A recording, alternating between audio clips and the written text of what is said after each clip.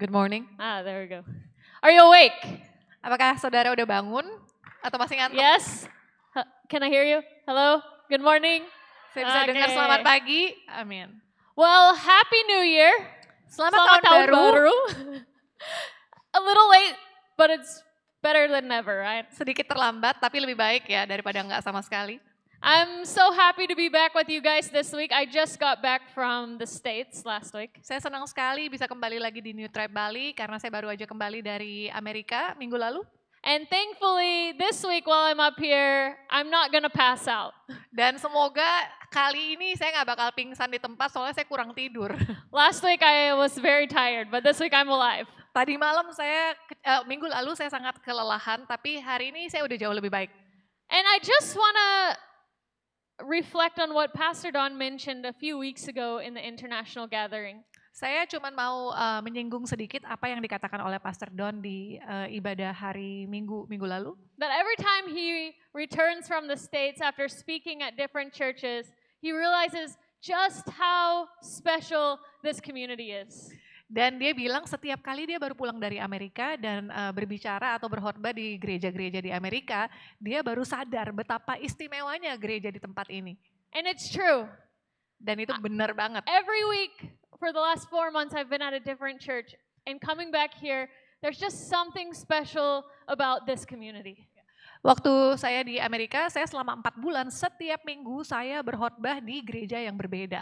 Dan waktu saya nyampe di sini, saya ngerasa wow, ada sesuatu yang sangat istimewa dari komunitas ini. So it's good to be back home. Jadi saya senang sekali udah bisa kembali ke rumah. Well, I hope your 2026 is off to a great start. Saya harap tahun 2026 saudara dimulai dengan awal yang baik. Because today I want to get into a subject that you're going to be hearing a lot about for the rest of the year. Karena hari ini kita akan membahas tentang satu topik yang akan kita dengar sepanjang tahun. It's about anchors. Ini berbicara soal jangkar. You know, the thing that's attached to a boat. Saudara tahu kan sesuatu yang terikat dengan perahu atau kapal? We see it a lot on Christian Instagrams or Christian clothing, or people get tattoos of it. Kita lihat orang-orang Kristen di Instagram atau mungkin baju-baju mereka atau mungkin tato mereka. But somehow we don't really know the actual meaning and why is it a Christian thing?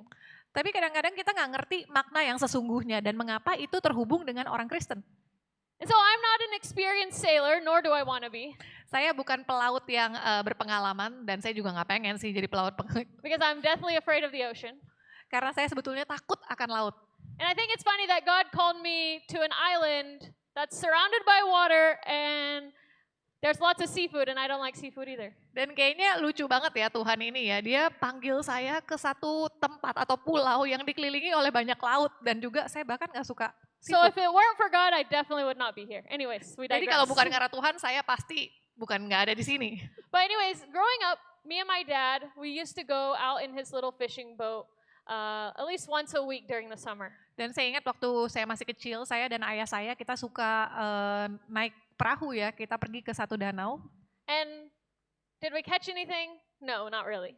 Dan apakah kita nangkep sesuatu, nangkep ikan? Enggak sih. But I remember vividly one day more than all the rest. Tapi saya ingat dengan jelas waktu itu suatu pagi, It started off as usual. We let the boat down off of the trailer into the water and we parked the car. kita parkir mobil kita dan kita pergi naik kapal kita. And we got in the boat and we went on our way out into the lake to go fishing. Dan kita pergi ke danau untuk memancing. And we weren't out there very long when a strong wind started coming in and the sky started to turn dark. Dan waktu kita ada di atas kapal di tengah-tengah laut, tiba-tiba ada angin kencang sekali dan juga tiba-tiba udah mulai langitnya gelap-gelap. And if you've ever seen storm chasers online, I live in that area. So the storms come out of nowhere and they're crazy. Dan kalau saudara pernah lihat kayak badai, angin topan gitu ya, saudara lihat itu saya tinggal di area yang seperti itu. And so we're out on the lake and the wind is just pushing the boat and we couldn't control it. Jadi kita ada di tengah-tengah danau dan angin itu terus mendorong perahu kami. And we were going to crash into a wall of rocks. Dan kita bakal nabrak ada satu tembok batu ya. But if we skip forward, we didn't crash into the rocks. My dad was able to get us out of there. Tapi untungnya kita nggak nabrak, bapak saya berhasil mengarahkan kita ke tempat lain. But I think it scared my dad to death. Tapi saya rasa itu membuat ayah saya begitu ketakutan. That there was a possibility that we were drifting far off and we were going to be stranded far away from our car. Dan dia ketakutan kalau kita tuh bakal hanyut lebih jauh lagi, lebih jauh dari mobil kita. And I say all of that to ask one question. Dan saya bertanya satu hal, Where was the anchor? di mana jangkarnya? Or better yet, where is your anchor? Atau pertanyaan yang lebih tepat, di mana jangkar saudara? Have you ever noticed how confident people get when they own a piece of safety equipment? Saudara pernah nggak perhatiin betapa percaya dirinya orang-orang begitu mereka memiliki satu alat pengaman? This last Christmas, my grandma, I don't know why, but she asked us to buy her a fire extinguisher. Natal tahun lalu, saya nggak tahu kenapa, tapi oma saya minta kepada kami untuk diberikan alat pemadam api. She wanted to make sure that if there was a fire in her bedroom that she could put it out. Dia mau memastikan kalau misalnya tiba-tiba ada api di kamarnya, dia bisa padamkan. So we bought her a fire extinguisher. Jadi kita kasih hadiah Natalnya alat pemadam api. Now, if I go back in a few months, the fire extinguisher will probably be nowhere to be seen. It's probably rolled under the bed, in the closet, under clothes, who knows. Kalau saya balik beberapa bulan lagi, mungkin saya yakin nih, kayaknya alat pemadam apinya udah nggak tahu di mana. Mungkin di bawah tempat tidur, mungkin di lemari, nggak tahu deh. An anchor, much like a fire extinguisher, has a lot of potential.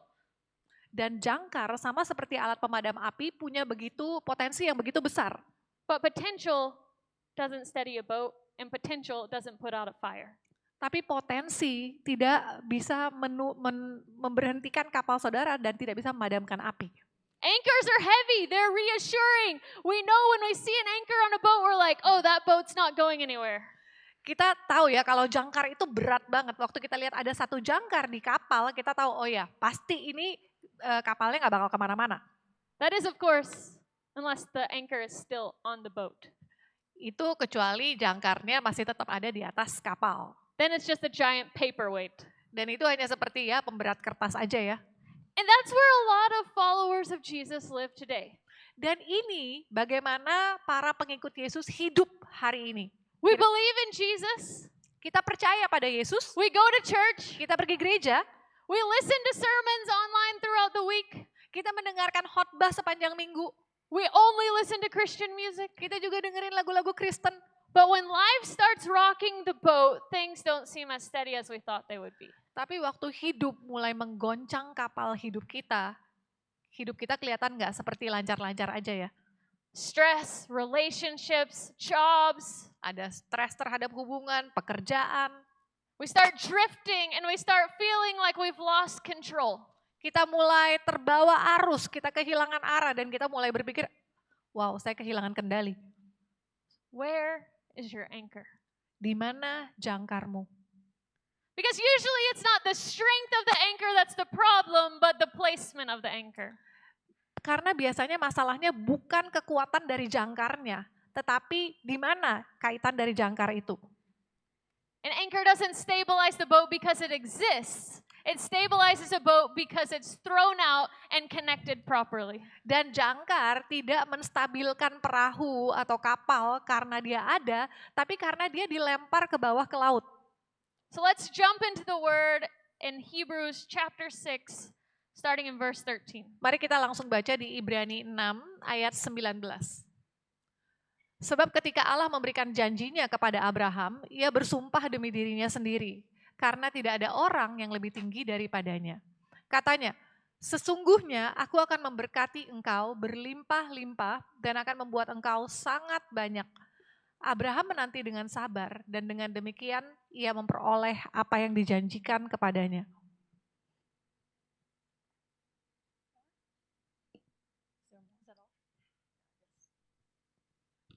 Ada lagi nggak?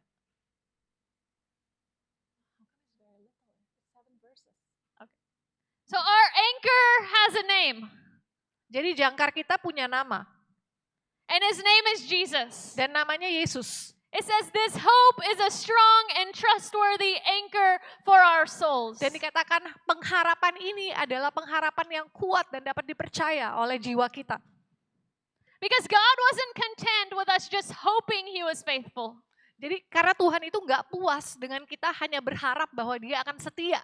He wanted us to be anchored in the fact that he is faithful. Dia mau kita tertanam dan benar-benar berakar pada kenyataan bahwa Dia setia. That whatever he says is yes and amen. Dan apapun yang Dia katakan itu ya dan amin. Because the stability of our life doesn't originate from ourselves. Karena stabilitas daripada kehidupan kita bukan berasal dari diri It kita. originates from the very character of God. Itu berasal dari karakter asli Tuhan.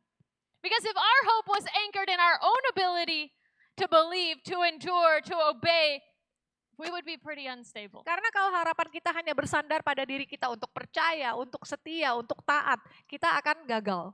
Our emotions shift. Even every hour they can shift. Emosi kita berubah-ubah. Kadang setiap jam bisa berubah emosinya. Our circumstances change. Lingkungan kita pun berubah.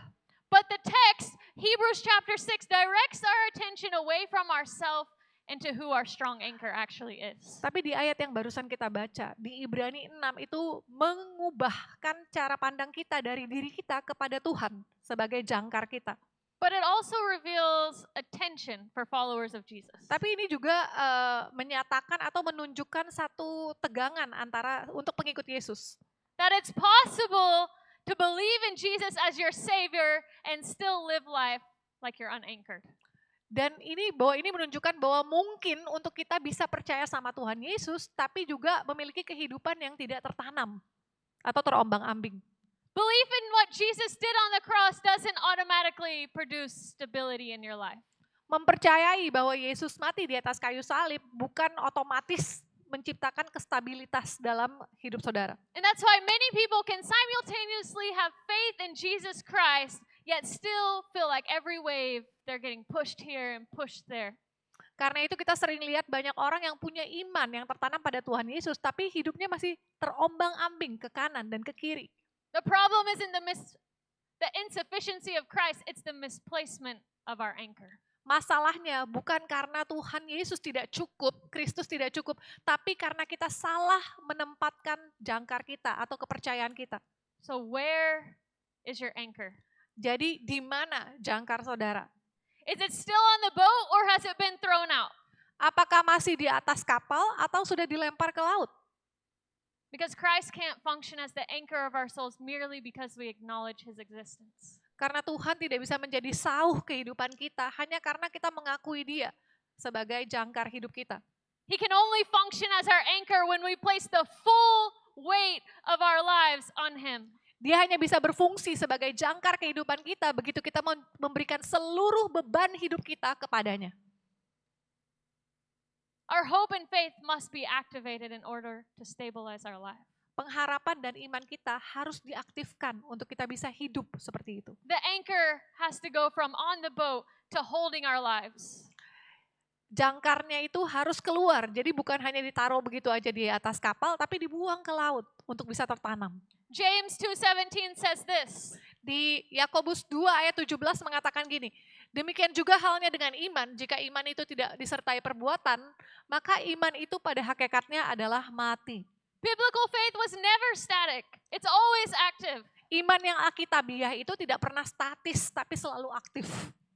And the issue for many of us isn't unbelief, it's undeployed trust. Masalahnya untuk setiap kita itu bukan soal masalah ketidakpercayaan, tapi karena kepercayaan yang tidak ditempatkan pada tempat yang benar. I'm giving her a brain workout today, just so you know. Thank you. We trust God and believe his promises are yes and amen, but some areas of our lives are still drifting.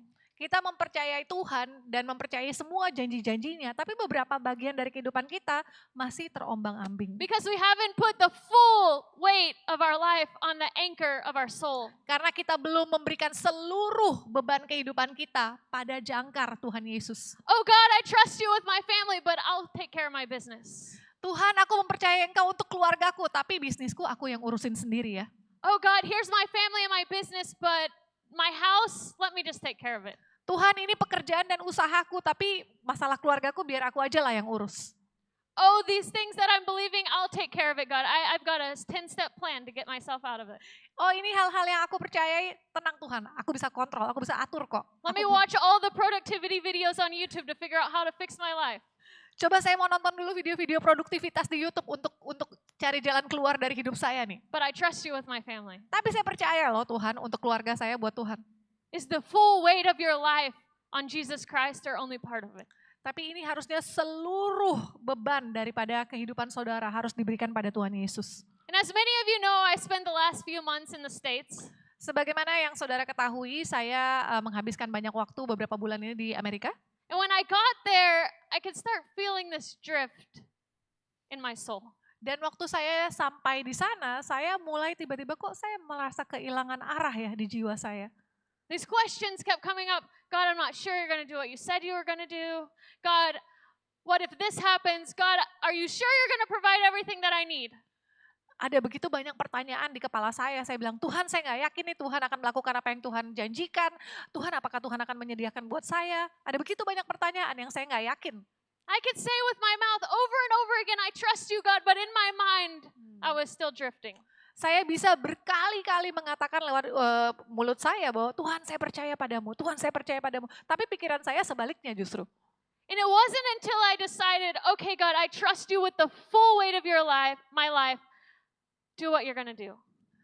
Tidak, dan ini tidak terjadi sampai saya benar-benar menyerahkan seluruh beban kehidupan saya dan saya berkata, oke Tuhan, saya mempercayakan seluruhnya kepadamu. Baru itu terjadi. And some of you guys know why I was in the States. I was there fundraising.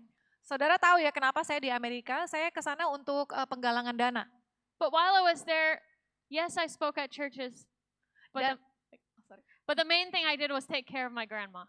Ya benar, waktu saya ke sana saya memang berkhotbah di gereja-gereja, tapi hal utama yang saya lakukan saya itu urus nenek saya.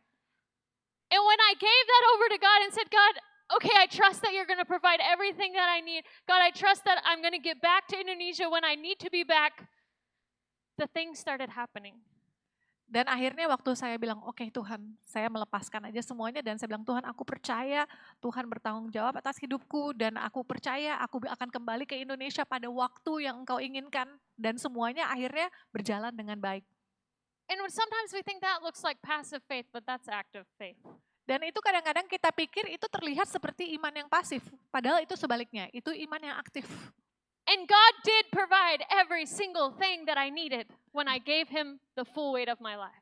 Dan Tuhan terus menyediakan setiap hal yang saya perlukan waktu saya memberikan seluruh beban hidup saya kepadanya. So James confronts passive faith not to condemn it, but to call it into maturity. Jadi di kitab Yakobus itu dia mengkonfrontasi iman yang pasif, bukan untuk menghukum, tapi untuk menjadikannya lebih baik atau membawa jadi lebih dewasa. Because faith that never moves is incomplete. Faith that never moves is incomplete. Karena iman yang tidak bergerak itu iman yang tidak utuh. Just like an anchor that's on a boat, it has potential but it has no effect. Sama seperti jangkar yang ada di dalam kapal, kalau cuma ada di kapal nggak digunakan ya nggak ada gunanya.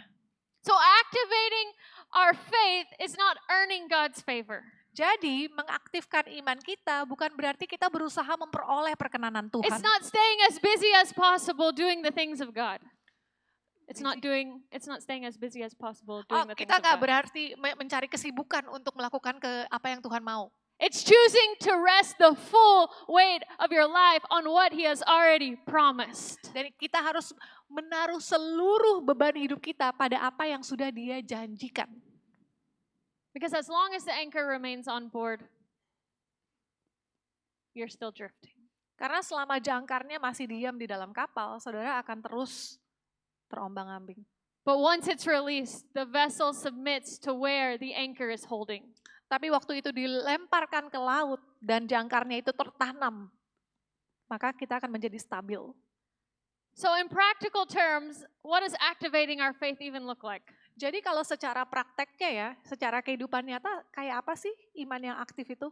Maybe it's saying, I'm going to pray about this instead of reasoning how to do something. Mungkin kita akan bilang, saya akan mulai berdoa tentang ini daripada saya berpikir sendiri, mencari alasan sendiri. Maybe it's submitting decisions to what the scripture says rather than what culture says. Mungkin mungkin menundukkan keputusan kita pada firman Tuhan daripada apa yang budaya kita katakan. Or maybe it's choosing to be obedient to what God has told you even when the outcomes are uncertain. Mungkin memilih untuk tetap menjadi taat kepada apa yang Tuhan mau kita lakukan walaupun hasilnya di luar keinginan kita. Each of those actions represents us placing trust on the anchor that holds our life. Dan setiap daripada contoh itu menunjukkan bagaimana kita meletakkan seluruh beban hidup kita pada Tuhan sebagai jangkar hidup kita. Because the anchor's already been provided in Jesus Christ. Karena jangkarnya sudah disediakan melalui Tuhan Yesus His Kristus. strength is sufficient. Kekuatannya itu lebih daripada cukup. What remains is the decision for us. Yang penting sekarang adalah bagian kita untuk mengambil keputusan. So where is your anchor? Jadi di mana jangkarmu? Another interesting thing I learned about anchors while I was researching for this Salah satu hal yang menarik yang saya temukan tentang jangkar waktu saya melakukan riset tentang ini, is that an anchor digs into the ground, but actually the chain that's connected to the boat is doing a lot of the work. memang jangkarnya itu tertanam ya di dalam dasar lautan ya. Tapi sebetulnya yang bekerja lebih keras itu rantai yang terhubung dengan jangkar. Because on large cruise ships, the chain is actually dragging along the seabed, helping the anchor. Karena di kapal pesiar yang besar ya, kalau saudara lihat kapal pesiar itu biasanya rantainya itu dia terseret sampai ke bawah gitu dan dia melakukan pekerjaan yang lebih besar. You can have the strongest anchor in the world buried deep into solid ground, but if the chain is weak, damaged, or disconnected, the boat is still going to drift. Saudara bisa punya jangkar yang paling kuat, paling besar sekalipun, tapi kalau rantai yang terhubung dengan jangkarnya itu nggak kuat, makanya akan rusak dan bahkan nggak bisa menghentikan kapalnya. Because without a proper connection, none of that strength of the anchor reaches the boat. Karena tanpa hubungan yang benar, yang terhubung dengan baik, nggak ada yang bisa terhubung dengan kekuatan jangkar yang sesungguhnya. And that's where a lot of us get stuck. Itu sebabnya beberapa dari kita terjebak ya. Maybe we've activated our faith. We've thrown the anchor overboard. Mungkin kita sudah mengaktifkan iman kita udah lempar jangkarnya ke laut. We've put our full faith and trust in God. Kita menaruhkan seluruh kepercayaan kita dan iman kita pada Tuhan. But over time, tension starts increasing and something feels strained. Tapi tiba-tiba kita menjadi lebih banyak lagi masalah yang datang dan kita merasa, aduh kayaknya ini berat banget. And you'll hear some people say, oh, you just have to have more faith. Dan saudara mungkin sering dengar orang bilang, oh nggak apa-apa itu kamu cuma perlu iman yang lebih besar. But did you realize that the Bible says that faith as small as a mustard seed can move a mountain? Tapi saudara sadar nggak, Alkitab itu bilang bahwa iman sebesar biji sesawi itu So bisa memindahkan gunung. So maybe it's not because your faith is weak, but the chain that is connected to your boat and to the anchor is not being maintained. Tapi ini mungkin bukan karena iman saudara yang lemah, tapi karena rantai yang terhubung dengan jangkarnya itu yang tidak kuat. This chain represents the means by which our faith is sustained, strengthened, and applied. Jadi rantai ini menggambarkan bagaimana hubungan kita terhadap Tuhan itu, bagaimana kita mengaplikasikan hubungan kita terhadap Tuhan. So imagine you're going on a cruise ship and the captain comes on and you're standing near where the anchor is. Jadi bayangin ya, saudara ini lagi naik kapal pesiar, terus tiba-tiba kaptennya datang dan saudara lagi berdiri di dekat jangkar. And the captain's like, okay, it's time to anchor.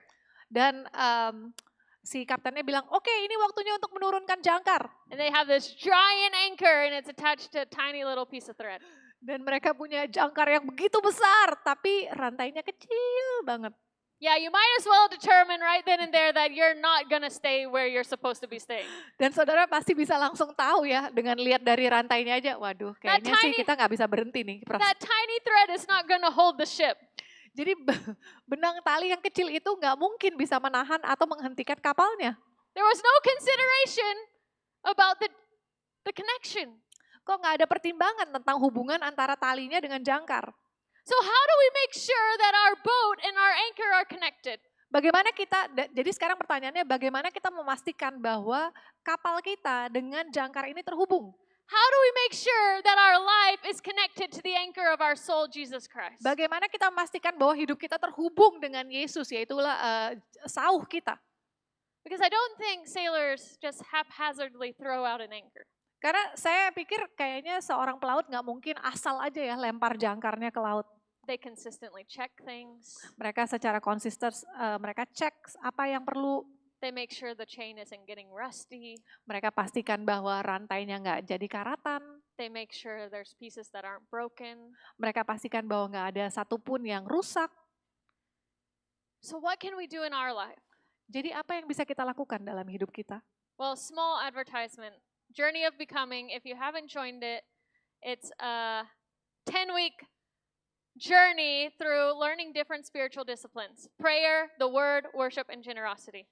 Jadi sedikit iklan ya saudara ya, kita mengundang saudara untuk ikut Journey of Becoming atau perjalanan untuk menjadi seperti Kristus. Itu ada 10 minggu dan kita berbicara tentang doa, pujian penyembahan, dan juga firman Tuhan dan juga kemurahan hati. And some would call these spiritual disciplines, but they're not about being super spiritual. Beberapa orang mengatakan ini atau menyebut ini disiplin rohani, tapi sebetulnya enggak ya. They're about being consistently connected to the anchor of our souls. Tapi ini berbicara tentang bagaimana kita secara konsisten terhubung dengan sauh daripada jiwa kita. They're not required for us to have an anchor, Mereka nggak menuntut kita untuk punya jangkar, but they're how we remain connected. tapi bagaimana kita terhubung. And this is where people sometimes start to get overcomplicated with things. Dan ini di mana orang-orang seringkali terlalu ribet dalam hal ini ya. They're like, oh, I need an hour, candles, music, Greek word studies, Oh, saya perlu 1 jam, saya perlu lilin, saya perlu musik, just so I can hear the voice of God. supaya saya bisa dengar suara Tuhan. And then others just avoid it. Beberapa orang malah nggak mau melakukan itu sama sekali. Oh, I'm not that type of person. Saya bukan tipe yang seperti itu. But none of that matters, whether you need candles and a nice atmosphere. What matters is our consistency and ownership of taking care of our relationship with God.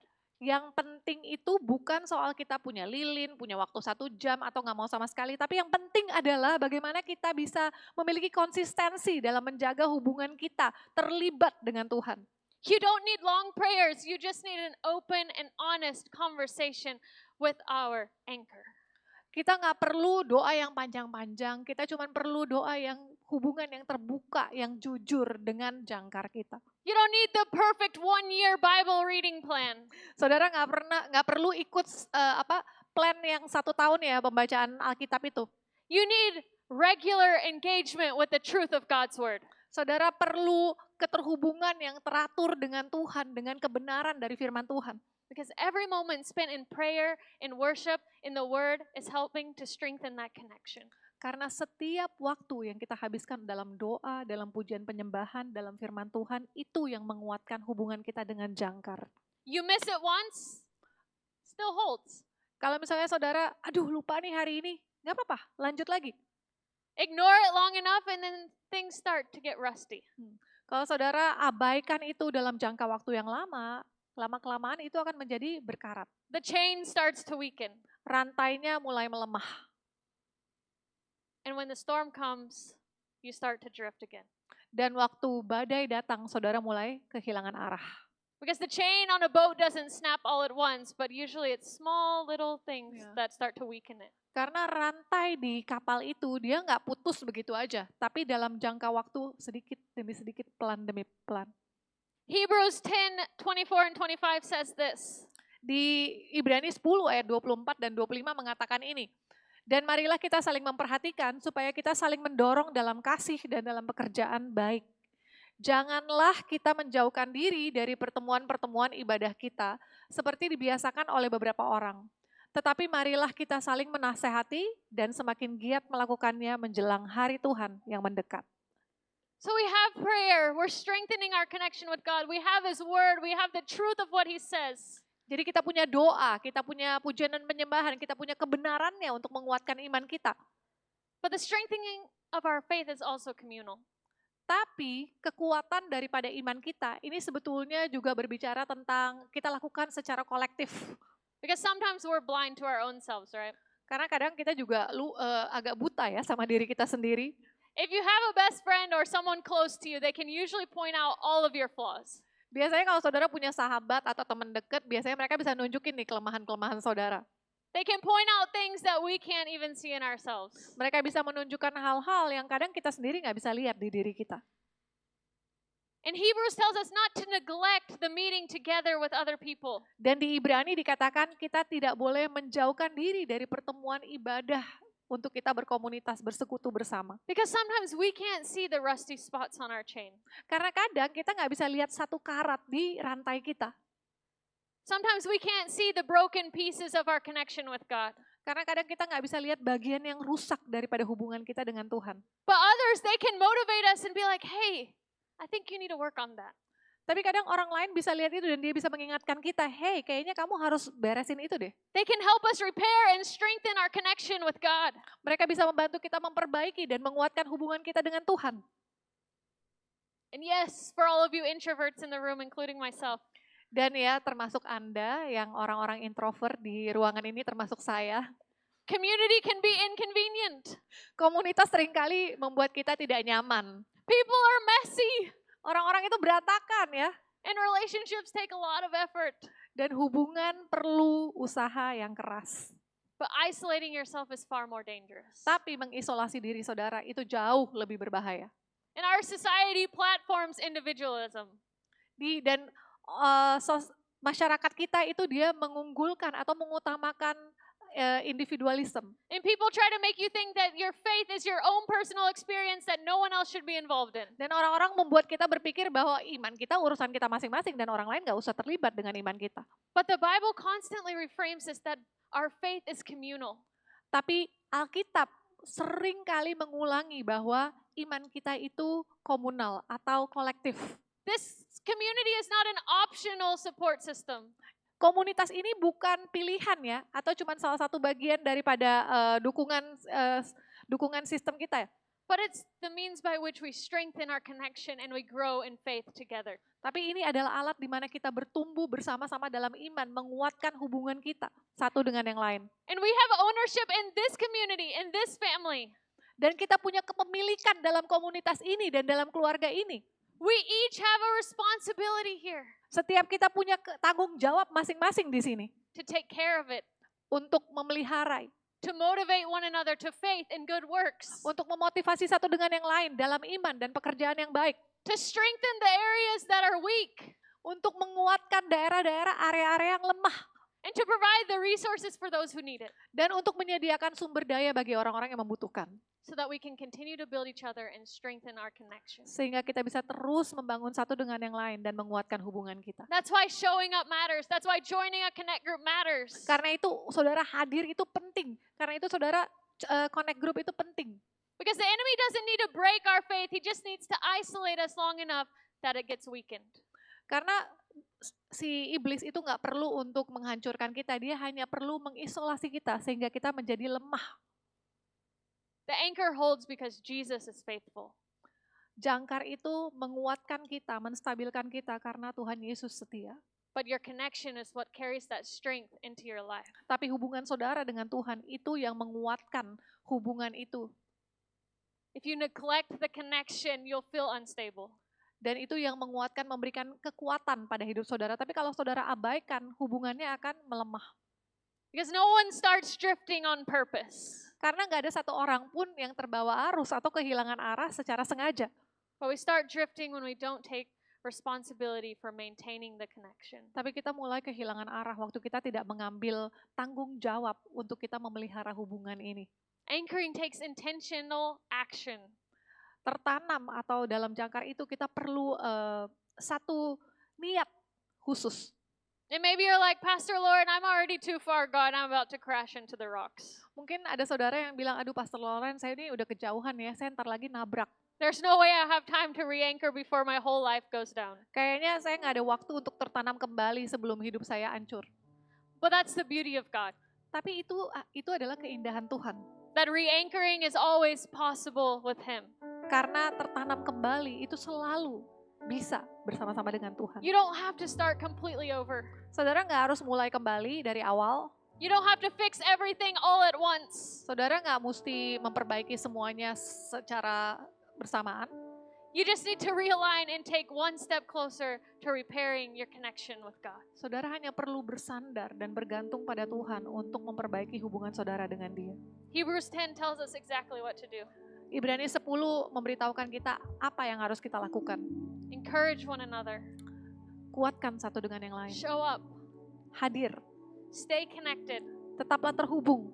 Stir each other towards love and good works. Dan bawalah kuatkan satu dengan yang lain dalam pekerjaan yang baik dan dalam kasih. So what's one step you can take this week? Jadi satu langkah apa yang saudara bisa lakukan minggu ini? To re-anchor or to re-strengthen your connection. Untuk tertanam kembali atau menguatkan hubungan saudara. Maybe it's choosing to be honest in your prayers every morning. Mungkin saudara memilih untuk jujur dalam doa saudara setiap pagi. To let God know what's really going on in your heart. Untuk membiarkan Tuhan tahu apa sih yang sebenarnya ada dalam hati saudara.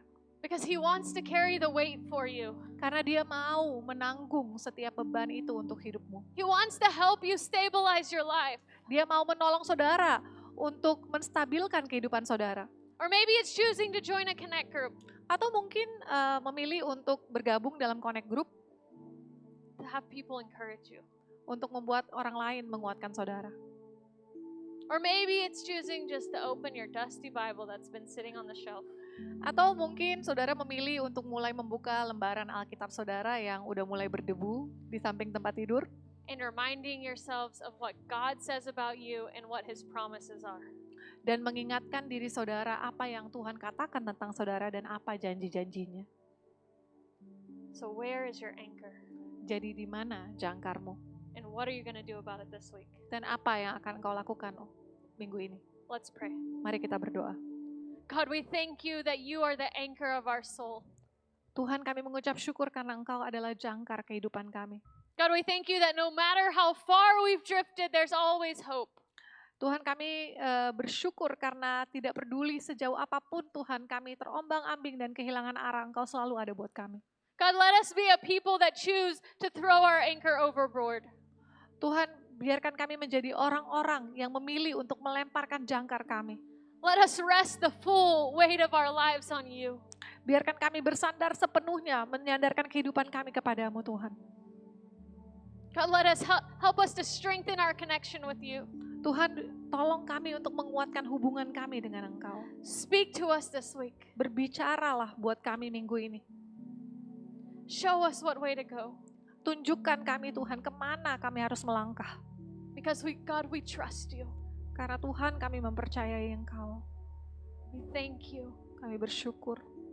In Jesus' name. Dalam nama Yesus. Amen. Amin.